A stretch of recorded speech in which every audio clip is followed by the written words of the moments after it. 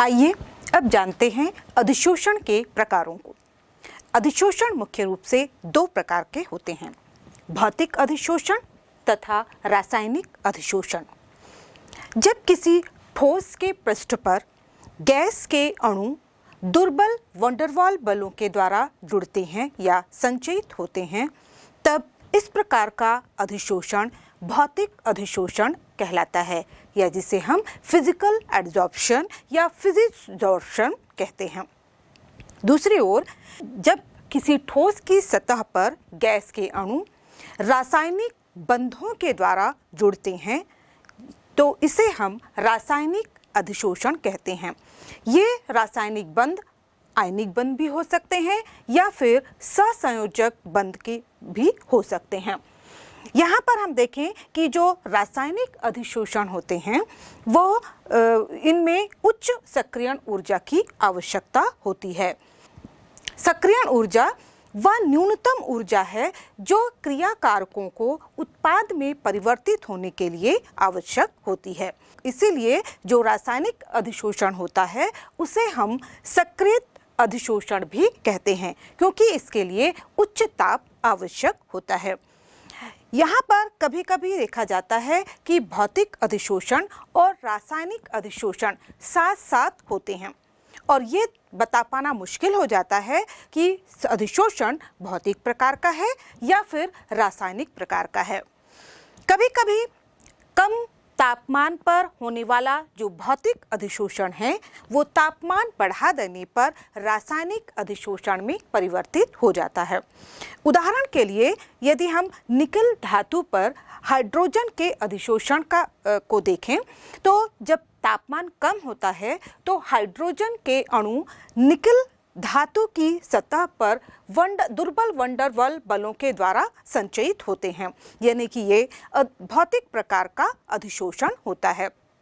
लेकिन जैसे जैसे तापमान बढ़ाया जाता है, गैस जो हाइड्रोजन गैस के अणु हैं वो परमाणुओं में परिवर्तित होते हैं, और उसके बाद ये रासायनिक आबंधों के द्वारा निकल धातु के साथ जुड़ जाते हैं, यानी कि जो भौतिक अधिशोषण है वह रासायनिक अधिशोषण में परिवर्तित हो जाता है।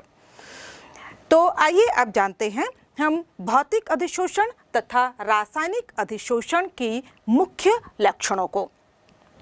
सबसे पहले हम देखते हैं भौतिक अधिशोषण। भौतिक अधिशोषण में का जो मुख्य लक्षण ये है कि इनमें विशिष्टता की कमी होती है, ये स्पेसिफिक नहीं होते। इसका मतलब ये हुआ कि जो कोई भी ठोस या अधिशोषक की जो सतह होती है वो किसी खास गैस के लिए स्पेसिफिक या प्राथमिकता प्रदान नहीं करती, क्योंकि जो यहाँ पर बनने वाला बंध होता है वो दुर्बल वंडरवाल बल होता है, और दुर्बल वंडरवाल बल जो होते हैं वो किसी भी गैस के द्वारा किसी भी सतह के द्वारा बन सकते हैं। दूसरा ओर यदि हम देखें भौतिक अधिशोषण में, तो तापमान, यदि तापमान निम्न होता है तो यह भौतिक अधिशोषण के लिए सहायक होता है। निम्न ताप पर जो गैस के अणु हैं, हम जानते हैं गैस के अणु इधर उधर संचरित करते रहते हैं, तो जब तापमान कम होता है तो ये गैस के अणु ठोस की सतह पर आकर आसानी से संचयित हो जाते हैं। लेकिन जैसे जैसे ताप बढ़ाया जाता है तो ये गैस के अणु वापस वितरित होने लगते हैं।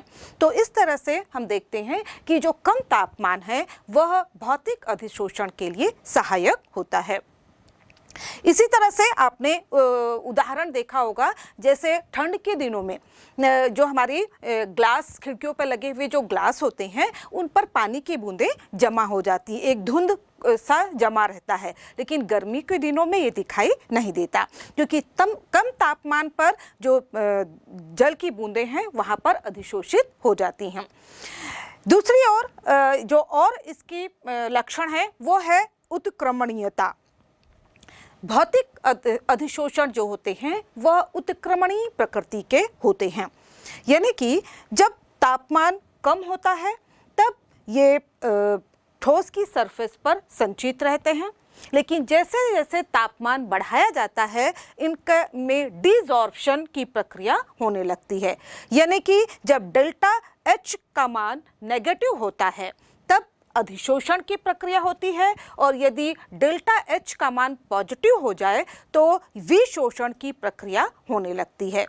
लेकिन यदि यहाँ पर दाब बढ़ा दिया जाए, दाब बढ़ा देने पर अधिशोषण की, भौतिक अधिशोषण की जो मात्रा है उसमें बढ़ोतरी हो जाती है, क्योंकि लाशतेलिए के नियम के अनुसार हम जानते हैं कि दाब बढ़ाने पर इसमें आयतन में कमी आएगी और इस वजह से भौतिक अधिशोषण की मात्रा बढ़ जाती है। अन्य उदाहरण यदि हम देखें तो लक्षण में हम देखते हैं कि जो भौतिक अधिशोषण है वह अधिशोष्य की प्रकृति पर भी निर्भर करता है। प्रायः देखा जाता है कि ऐसी गैसें जिनके लिए क्रांतिक ताप का मान उच्च होता है वो गैसें आसानी से द्रवीभूत हो जाती हैं और ऐसी गैसों का अधिशोषण भी किसी भौतिक अधिशोषण ठोस की सतह पर अधिक होता है। यहाँ पर हम बताएं कि क्रांतिक ताप किसी भी गैस के लिए वह निश्चित तापमान होता है जिसके ऊपर हम चाहे कितना भी दाब लगा लें उसे द्रवित नहीं कर सकते। तो इसलिए जिन गैसों का क्रांतिक ताप अधिक होता है वो आसानी से द्रवीभूत हो जाती हैं और जो आसानी से द्रवीभूत हो जाती हैं उनका अधिशोषण भी अधिक होता है, क्योंकि जहाँ पर देखा गया है कि क्रांतिक ताप के निकट जो गैस और ठोस स्थूल के मध्य जो वंडरवॉल बल बनते हैं उनकी प्रबलता अधिक होती है। यहाँ पर हम कुछ गैसों और उनके अधिशोषण की मात्रा को देखें तो यदि हम सल्फर, यहाँ पर आप देख रहे हैं कि सल्फर डाइऑक्साइड है ना, जिसका क्रांतिक ताप का मान होता है 430 केल्विन और उसके अधिशोषण की मात्रा जो ml में है वो होती है 380। दूसरी ओर अमोनिया का आप देखें तो इसका जो क्रांतिक ताप है वो है 406। तो जैसे आप देख रहे हैं कि क्योंकि इसके क्रांतिक ताप का मान कम हो गया तो यहाँ पर इसकी अधिशोषण की मात्रा भी केवल 180 ml रह जाती है। इसी तरह से आप देखें कार्बन डाइऑक्साइड के क्रांतिक ताप का मान है 304 और इसके अधिशोषण की मात्रा है केवल 48 ml। मीथेन जिसके क्रांतिक ताप का मान है 190 और इसके अधिशोषण की मात्रा केवल 16.2 ml रह जाती है। इसी तरह से हम नाइट्रोजन जिसके क्रांतिक ताप का मान है 126 और इसके अधिशोषण की मात्रा जो ml में है वो केवल 8 ml है और सबसे कम आपको दिखाई दे रहा है हाइड्रोजन जो कि जिसके क्रांतिक ताप का मान है 33 केल्विन और इसके अधिशोषण की मात्रा होती है केवल 4.5 ml। तो आप देख सकते हैं कि जैसे जैसे क्रांतिक ताप का मान कम होता जा रहा है इनके अधिशोषण की मात्रा भी कम होती जा रही है। तो ये है भौतिक अधिशोषण के प्रमुख लक्षण। अब हम देखते हैं रासायनिक अधिशोषण के लक्षणों को। तो रासायनिक अधिशोषण में हम देखें तो रासायनिक अधिशोषण में विशिष्टता पाई जाती है, यानी कि किसी ठोस सरफेस पर किसी गैस का अधिशोषण तभी संभव होगा जब उनके बीच रासायनिक बंध बनने की संभावना होगी। क्योंकि आप देखें कि जैसे सिल्वर हुआ, गोल्ड हुआ या प्लैटिनम हुआ, इनके ऊपर ऑक्सीजन गैस का अधिशोषण तभी संभव हो पाता है जब इनके बीच ऑक्साइड का निर्माण होता है। इसी तरह से हम देखें कि जो निकेल धातु है ना, उस पर हाइड्रोजन गैस तभी अधिशोषित होती है या रासायनिक रूप से अधिशोषित होती है जब उनके बीच हाइड्राइडों का निर्माण, धातु हाइड्राइड का निर्माण हो जाता है। तो हम देखते हैं कि जो रासायनिक अधिशोषण है स्पेसिफिक होते हैं, वे तभी बनते हैं या जबकि अधिशोषण की सतह पर उपस्थित कणों तथा गैस के अणुओं के मध्य रासायनिक बंध बनने की संभावना होती है। इसी तरह से हम देखें तापमान, रासायनिक अधिशोषण के लिए उच्च तापमान की आवश्यकता होती है, क्योंकि हमने पहले ही देखा कि एक्टिवेशन एनर्जी तक ये तभी अधिशोषण संपन्न हो जाएगा जबकि अणुओं को एक्टिवेशन एनर्जी प्राप्त हो पाएगी और इसके लिए उच्च तापमान आवश्यक होता है। दूसरा अभिलक्षण जो रासायनिक अधिशोषण का है वह है अनुत्क्रमणीयता। रासायनिक अधिशोषण अनुत्क्रमणीय प्रकृति के होते हैं, क्योंकि यहाँ पर जब रासायनिक अधिशोषण होता है तो वहाँ पर हमने देखा सरफेस के अणु तथा गैस के जो अधिशोष्य के अणुओं के बीच रासायनिक यौगिक बन जाते हैं, और रासायनिक यौगिक बनने के बाद इनका जो डिसॉर्प्शन है वो नहीं हो पाता, और इसलिए हम कहेंगे कि जो रासायनिक अधिशोषण है वो अनुत्क्रमणीय प्रकृति के होते हैं। तो ये है भौतिक तथा रासायनिक अधिशोषण के प्रमुख अभिलक्षण। इस तरह हम भौतिक एवं रासायनिक अधिशोषण में निम्नलिखित बिंदुओं के आधार पर तुलना कर सकते हैं। भौतिक अधिशोषण वैन डर वाल्स बलों के कारण उत्पन्न होता है, जबकि रासायनिक अधिशोषण रासायनिक बंध बनने के कारण होता है। भौतिक अधिशोषण प्रकृति में विशिष्ट नहीं है, जबकि रासायनिक अधिशोषण प्रकृति में अति विशिष्ट होता है। भौतिक अधिशोषण प्रकृति में उत्क्रमणीय है, जबकि रासायनिक अधिशोषण अनियमित और अनुत्क्रमणीय प्रकृति का होता है। भौतिक अधिशोषण गैस की प्रकृति पर निर्भर करता है।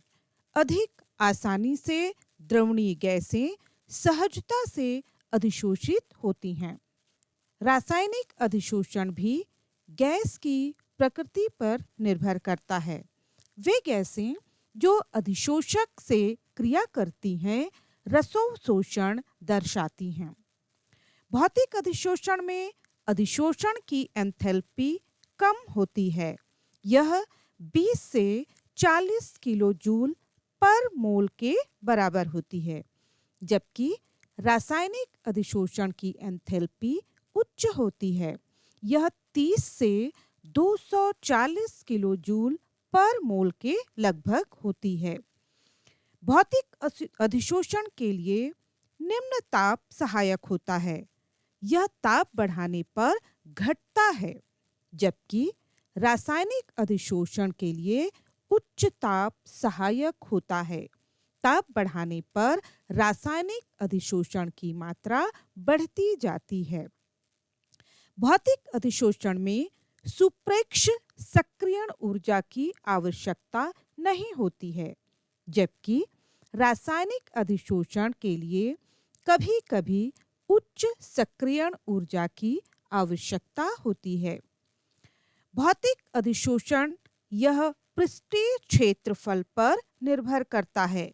यह पृष्ठीय क्षेत्रफल के बढ़ने पर बढ़ता जाता है। इसी तरह रासायनिक अधिशोषण भी पृष्ठीय क्षेत्रफल पर निर्भर करता है। यह भी पृष्ठीय क्षेत्रफल के बढ़ने पर बढ़ता जाता है। भौतिक अधिशोषण उच्च दाब पर अधिशोषक के पृष्ठ पर यह बहुअणुत परतों के रूप में परिणामित होता है, जबकि रासायनिक अधिशोषण यह एकल अणु परत के रूप में फलित होता है।